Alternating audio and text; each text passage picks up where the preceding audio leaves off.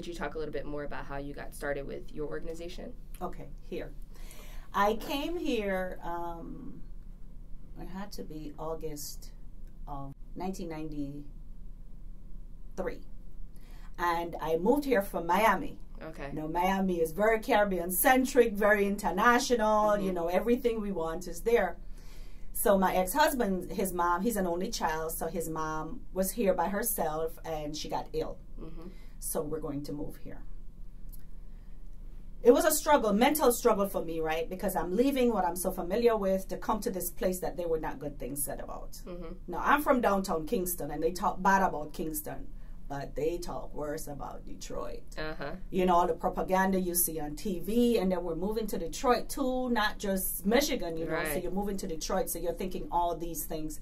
Why am I moving here? What is going to be here for me? You know, it's a bad neighborhood, so and so, right? So I was like, okay, all right, I'm going to go ahead and do it. I'm in love. You got to do the right thing, so and so. So it's myself, my ex-husband, and my younger son, who was 3 or 4 at the time. So we moved here, and I'm thinking that there's nothing for Caribbean people to do here. So I'm at work one day. I used to work at this doctor's office as a medical assistant, and the main physician, Dr. Rose, walks up to me, and he says, Sophia, I have a patient that sounds just like you that I want you to meet. So I'm taken aback now. I mean, how can you tell me you just want me to meet this person because they sound just like me? Mm-hmm. So he brought this lady in. Hazel Harris was her name, and she was from Jamaica. So she says, you know, welcome, so and so. We have an organization here I'd really like you to get involved with. So she asked me if I could sew. I said, yes, I could. You know, she said there's a, so it was August. They normally have the festival in August. Mm-hmm. Yeah, they normally have the festival in August. So I had missed the festival for that year, but they were in planning stages for the next year. My mom was living here with me, and so we go to this meeting. It's the Jamaican Association of Michigan meeting. They have only been in existence a couple of years, and so we got, you know, it was just so exciting, right? Getting involved in something like this. People that look like you, they actually have a community here. They tell you where the restaurants are, and so on and so.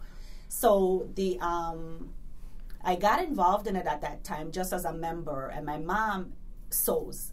So we took on the responsibility the next year to do all the costumes. Okay. Lo and behold, we won first place the next 2 years that we sewed costumes, right? And then I ran for president of JAM the following year and, you know, won the presidency. So I ran that organization for about 4 years. Okay. And soon after, I decided to grow up a little bit. So I ran for the president of CCCO, which is a Caribbean Cultural Carnival organization. They've been around since like 1979. They do the parades downtown to Hart Plaza for a long time. And then over the last 4 years, we had to downsize it because of economic reasons. So we do it at New Center Park. Mm-hmm.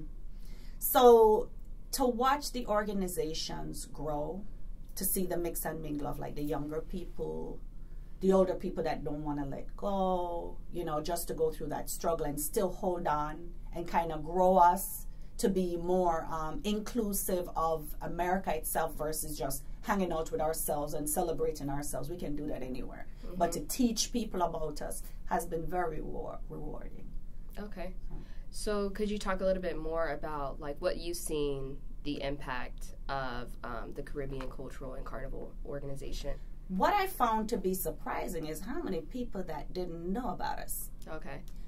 We have 3 main organizations, I would say. Years ago, each country, now there's 28 different Caribbean countries.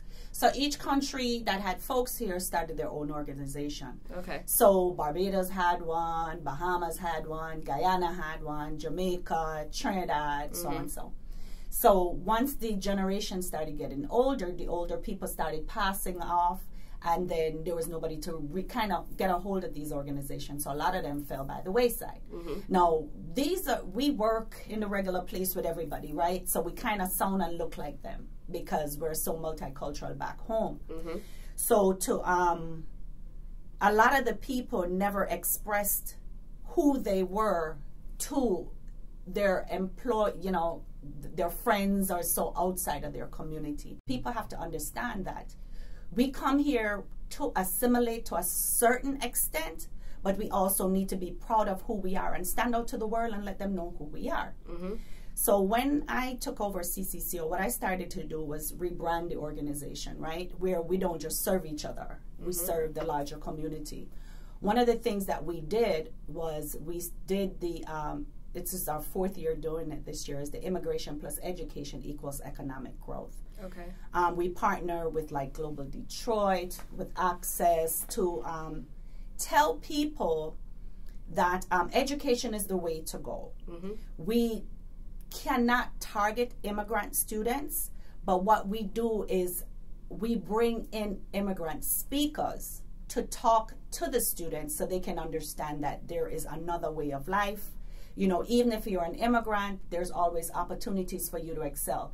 You may not know that these people are from Trinidad or from Jamaica or whatever, but they're a CEO of this organization or a COO of this organization. So it's all about, you know, it's about everybody. Mm-hmm. And I can see the difference now when I talk to people.